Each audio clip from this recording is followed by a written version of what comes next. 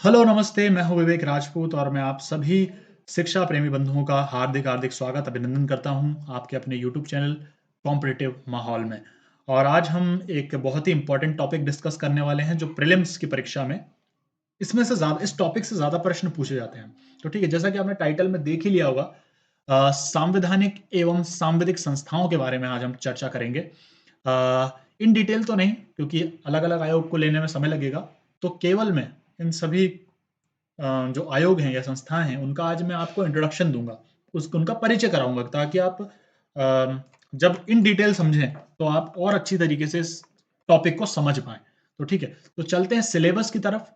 अगर सिलेबस में देखें, तो 10वां पॉइंट आप देख रहे होंगे, राष्ट्रीय एवं प्रादेशिक संवैधानिक सांविधिक संस्थाएँ, जिसमें भारत निर्वाचन आयोग है, राज्य निर्वाचन आयोग है, संघ लोक सेवा आयोग है। तो ये टॉपिक जो है, जितने भी आयोग आप देख पा रहे हैं स्क्रीन पर, ये संस्थाएँ आप देख पा रहे हैं, तो इन आयोगों से सीधे-सीधे प्रश्न आते हैं, है ना? तो आप समझ सकते हैं कितनी इम्पोर्टेंस है इस टॉपिक की, है ना? तो अगर इस टॉपिक को देखा एनालाइज़ करें हम लास्ट ईयर का पेपर, तो लास्ट ईयर के एग्ज़ाम में 10% क्वेश्चन, मतलब 10 क्वेश्चन, 100 में से 10 क्वेश्चन इस टॉपिक से पूछे गए थे सीधे-सीधे तौर पे, मतलब 10 नंबर का सीधे-सीधे फ़ायदा। फ्री फोकट के 10 नंबर, क्योंकि इसमें ज़्यादा आपको पढ़ाई नहीं करनी पड़ेगी, सीधे-सीधे क्वेश्चन बनेंगे। तो अब आप समझ पा रहे होंगे कितना इम्पोर्टेंस है। और अधिकतर जो विद्यार्थी होते हैं इस चैप्टर को इग्नोर कर देते हैं, है ना? जैसे अगर सिलेबस अगर हम देखें, तो दिखने में बहुत बड़ा लग रहा है लेकिन है बहुत छोटा-सा। समझ पा रहे हैं आप? है ना? तो मैं इसको ज़िम्मेदारी लेता हूँ कि मैं इस पूरे टॉपिक को कंप्लीट करा दूँगा और 10 नंबर पक्के करा दूँगा। अच्छा, एक बात ज़रूरी भी नहीं है कि अगले पेपर में हमारे जो अप्रैल माह में प्रीलिम्स परीक्षा होने वाली है एमपीपीएससी की, उसमें 10 ही क्वेश्चन आए। हो सकता है 8 भी आए, हो सकता है 10 से अधिक आ सकते हैं, लेकिन 8 मिनिमम अपन 8 मान सकते हैं कि 8 क्वेश्चन आएँगे। 8 से 10 क्वेश्चन आ सकते हैं, ये मेरी गारंटी है। हाँ, अधिक आ जाए तो और अच्छी बात है आप लोगों के लिए। तो सीधे-सीधे 10 नंबर आप ये मान लें, 10 नंबर आपके पक्के हो सकते हैं पीएससी प्रीलिम्स में, है ना? तो कितना इंपॉर्टेंट टॉपिक है ये। तो चलो, हम बिना किसी देरी करे हुए हम स्टार्ट करते हैं अपने वीडियो को। क्यों ज़रूरत पड़ी इन संस्थाओं की या आयोगों की, कैसे इनका गठन हुआ, तो उनके बारे में हम चर्चा करेंगे। देखिए, जैसा कि हम सब जानते हैं कि जो भारत है वो राज्यों का संघ है और इसमें विभिन्न प्रकार की जाति, धर्म, संप्रदाय, कास्ट, क्रीड के लोग यहाँ पर सभी निवास करते हैं। और जैसा हम जानते हैं अलग-अलग राज्यों की अलग-अलग समस्याएँ होती हैं, उनकी अलग-अलग ज़रूरतें होती हैं। तो इसी को दृष्टिगत रखते हुए जो संविधान निर्माता थे, उन्होंने भारत जैसे लोकतांत्रिक देश को चलाने के लिए इन्हीं सभी जो हम बात करने वाले जितने भी संस्थाओं या आयोगों के बारे में बात करने वाले हैं, तो उनका गठन किया, भारत जैसे लोकतांत्रिक देश को चलाने के लिए। समझ पा रहे होंगे आप? तो इन्हीं आयोगों के बारे में हम चर्चा करेंगे नेक्स्ट स्लाइड में। तो देखते हैं ये कितने प्रकार की होती हैं और इनमें मेन डिफरेंस क्या होता है। तो हम आयोग की बात करें तो आयोग जो होते हैं वो 2 प्रकार के होते हैं। एक होता है संवैधानिक निकाय या बोलें कॉन्स्टिट्यूशनल बॉडीज़, एक होता है सांविधिक निकाय, जिसे हम बोलते हैं स्टैट्यूटरी बॉडीज़। और इन दोनों में मेन सबसे बड़ा अंतर ये होता है कि संवैधानिक निकाय, जैसे कि नाम से ही हमें समझ में आ रहा है कि इनका संविधान से संबंधित है। मतलब इन निकायों का संविधान में विभिन्न अनुच्छेदों के तहत इनका उल्लेख कायम है भारत के संविधान में। लेकिन हम सांविधिक निकाय की अगर हम बात करें तो इनका संविधान में किसी प्रकार का कोई उल्लेख नहीं है। है ना?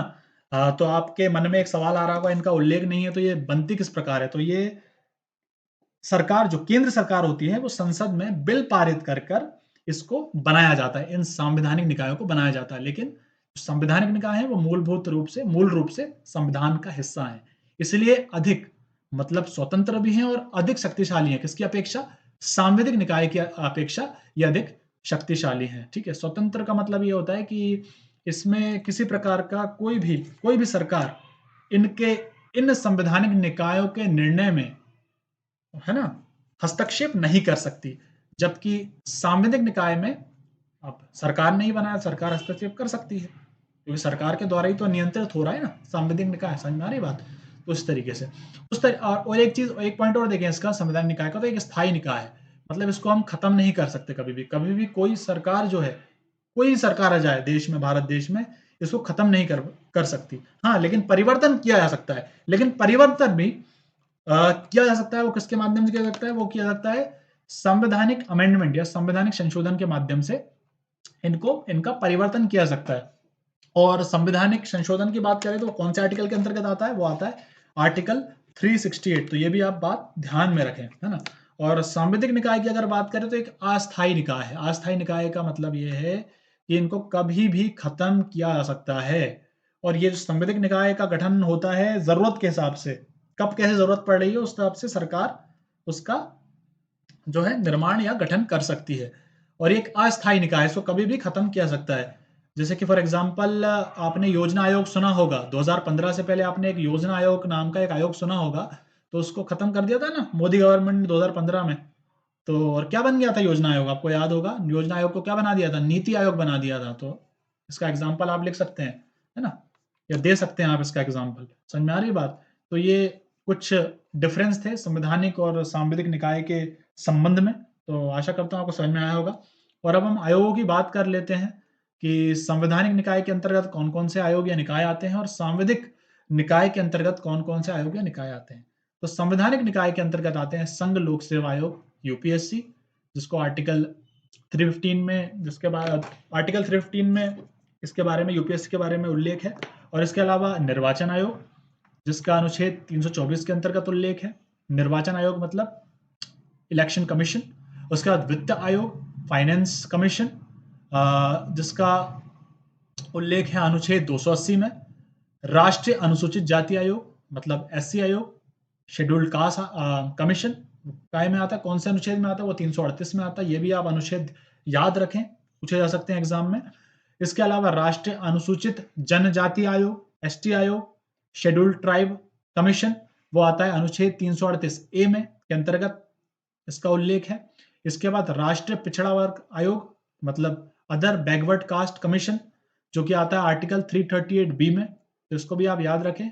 और एक है भारत का नियंत्रक एवं महालेखा परीक्षक मतलब कंट्रोलर एंड ऑडिटर जनरल, जो कि आता है आर्टिकल 148 के अंतर्गत आता है। तो इन आयोगों को आप याद रखें। पेपर में पूछ सकता है कि संघ लोक सेवा आयोग जो है वो संवैधानिक निकाय है या सांविधिक निकाय है, तो आपको लगाना है संवैधानिक निकाय। तो आपको अंतर समझ में आ ही गया होगा। अब क्यों है संवैधानिक निकाय, क्योंकि इनका संविधान में उल्लेख है। समझ में आ रही बात।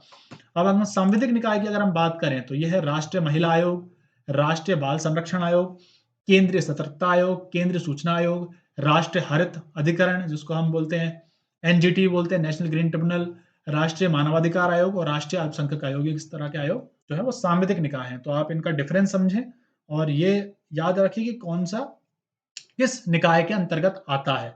बात समझ में आ रही है। तो चलिए ठीक है, के लिए केवल इतना ही। और अगर आपको और डिटेल में इसके बारे में जानना है तो आप मेरे चैनल को सब्सक्राइब करें, क्योंकि मैं आने वाले वीडियो में इनके बारे में और डिटेल में बताऊंगा आपको, है ना, ताकि आपके पूरे के पूरे जितने भी क्वेश्चन 8 से 10 12 क्वेश्चन जितने भी आए एमपीपीएससी प्रीलिम्स में वो आपके सही हो सके। तो चलिए ठीक है, आपसे मैं विदा चाहता हूँ। बहुत बहुत धन्यवाद, आपने इस वीडियो को आखिरी तक देखा। और चलिए, ध्यान रखिए आपका। ठीक है, जय हिंद, जय भारत।